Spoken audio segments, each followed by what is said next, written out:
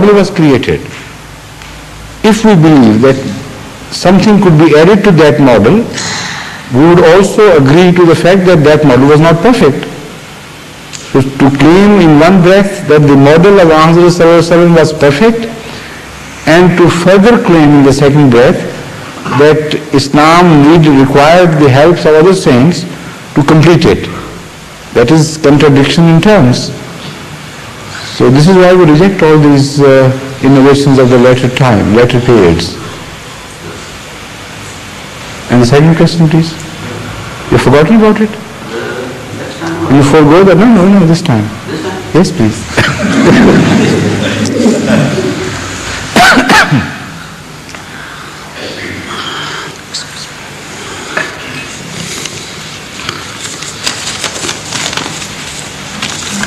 And that's going to be the last question, please, because we have a meeting to attend now after this. Would Hazur kindly explain for our benefit how and when the idea of Nasakh or Mansukh, abrogation of certain verses of the Holy Quran, came into the Muslim society? This idea found its way into Islamic society after the death of Hazrat Muhammad Mustafa Sallallahu Alaihi Wasallam and after the golden era of Khilafat-e-Rashida. That is also an established fact. Why so? And also I can say, definitely after the first century, because not entirely, I shouldn't say definitely, but most probably after the expiry of the first century.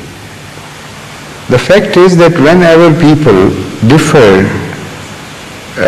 about the interpretation of certain verses, in the time of Hazrat Huzur Akram Sallallahu Alaihi Wasallam, they could simply go to him and find out the answer, the true meaning.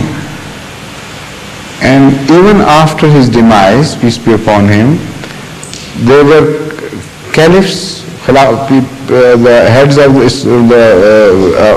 Islam, deputizing Hazrat Sallallahu Alaihi Wasallam later on, the first four caliphs particularly, and also as Ahl Bayt, who were very well versed in the Holy Quran, and also they had learned Holy Quran from the Prophet, peace be upon him himself.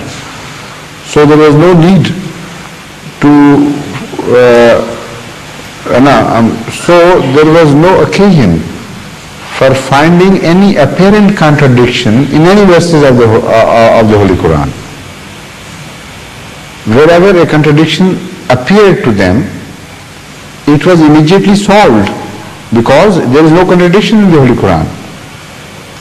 Now later on, when these sources were not available, people were left, the scholars and the saintly people who came later on, they were left in a very difficult position. If they could not understand the meaning of a verse properly, it appeared to them in contradiction with some other verse whose meaning was also not well understood by them. So artificial situations of contradiction were created.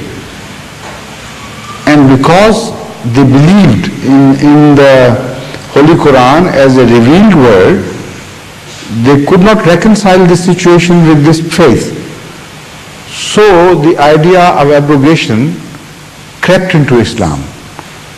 They believe that the contradiction only indicates that for a certain time the first verse was operative, and after a while the second verse was operative, because both of them could not be operative together at the same time according to them. They had misunderstood. So they said one is the abrogator and the other is the abrogated.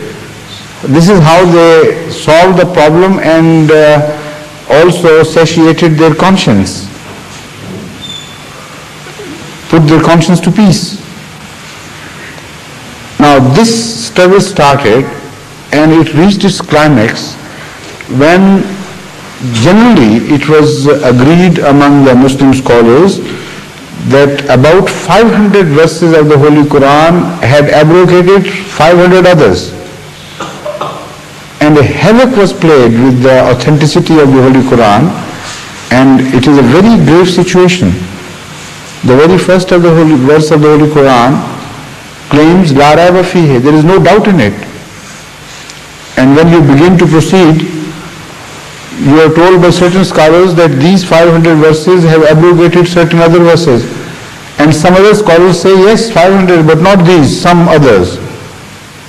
Either they differ in totality or partially, but it is the opinion of every scholar which can declare one verse to be abrogating, the other to be abrogated. So this was the situation when ultimately, with greater endeavor on the part of earlier scholars themselves and saintly people, they put in more effort to solve this dilemma. And ultimately, new meanings began to dawn upon them, and they began to understand the Holy Quran better. So the number of abrogated verses began to reduce in time, until the last century before Hazrat Masih Maud al-Islam, the founder of the Ahmadiyya community. Before him, prior to him, Hazrat Shah Waliullah Muhaddis Dehlvi declared that he had solved all the previous verses except 5. So, except for 5 abrogating verses and 5 abrogated verses, the rest of the Holy Quran is clear, and that is just a misunderstanding on the part of earlier scholars. Yet, the window for doubt and suspicion remained open. It was only Hazrat Masih Maud al-Islam, and even today he is the only Muslim divine who claims that there is not a single verse of the Holy Quran which can abrogate any other verse. And those 5 verses which remain, he solved himself, and said the point is a principal objection to this. Even if you cannot understand, that error is not as fatal as the belief that this can happen to the Quran. This should be rejected in principle, because if you accept this principle, agree to this principle, then the door to doubt in many regions of the Holy Quran would open, and many more doors would be added to this process. So this is in a nutshell the short history, the introduction of abrogation and the idea of abrogation. Enough? Thank you. Thank you. Now, what was it you did something like this? Yes? It's all right? Yes. All right, now, I think you raised your hand to scratch your nose. And I thought you were going to raise your Yes. So somebody should say the Adhan, please, now. It's time for prayer. But didn't you want to ask a question, or didn't we give you time to do so? No, I'm not. I'm addressing you, please. Not tonight, sir. Not tonight, yes. I hope it's not because of other questioners who just didn't give you a breathing space. No, I think it's better to listen for the first time. Yes, okay, yes, right, yes. To have a general idea of what's happening and right. So you're most welcome anytime. You please, anytime you can afford to come, you'll be most welcome. And you can ask questions relating to anything which agitates your mind or your friend's mind. So now say the Adhan, please.